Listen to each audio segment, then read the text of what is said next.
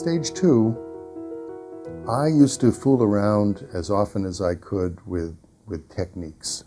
I would bring films in. This was again in the 80s when it wasn't terribly uncommon to do so. Lots of people were doing it. But I would choose particularly short films, or I would interrupt the films. I would have students do outside of the class field experiments. Again, these days, that's quite common, but early on it wasn't. And as a result, I got a reputation for organizing a classroom that was different from the other classrooms. I'm not trying to say that my colleagues weren't trying to experiment with similar sorts of techniques, but not all of us were.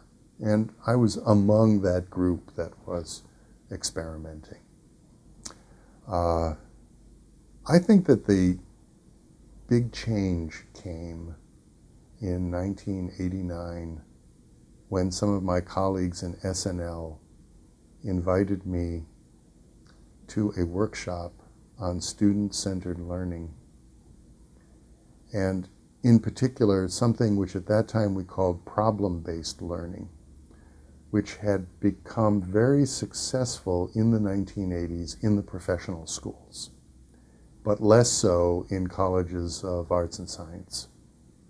There were business schools and medical schools, graduate education, of course, that were basing their entire curriculum around a single problem a year. I remember that, I believe it was a business school in Cincinnati, their entire first-year curriculum was based on the question, should T. Bone Pickens, who I guess is a still living entrepreneur, buy Mobil oil?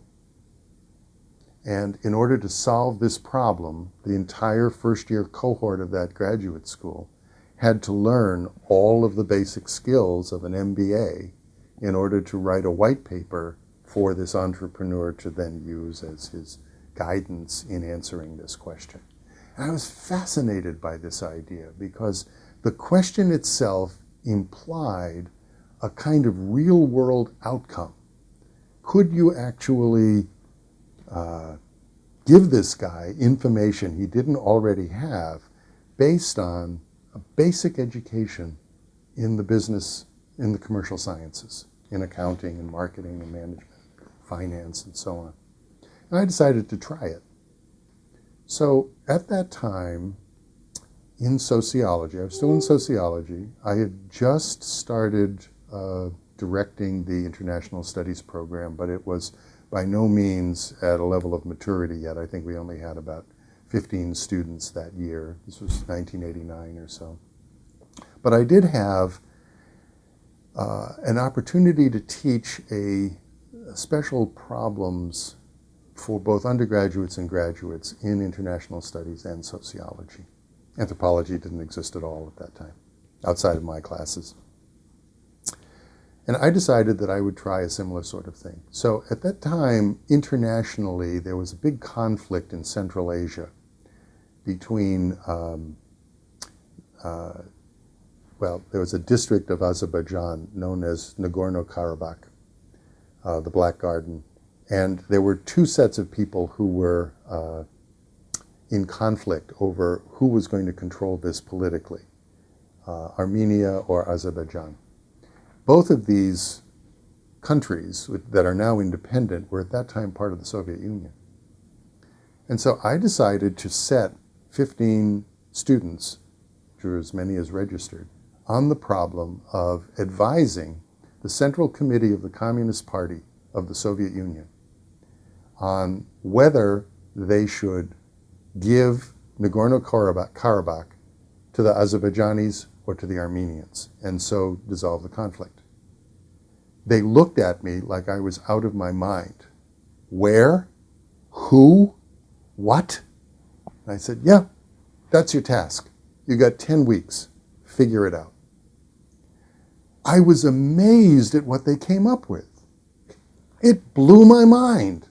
They made phone calls. They found people who were Armenian. They found people who were Azeri. They read the Soviet Constitution. figure out what exactly the Central Committee could or could not do. They learned the geography, they learned the economy, they learned the political lay of the land, and they came up with a report in which they said that the Soviet Union was about to dissolve over the constitutional issues that underlay the conflict of this particular region. And they were right.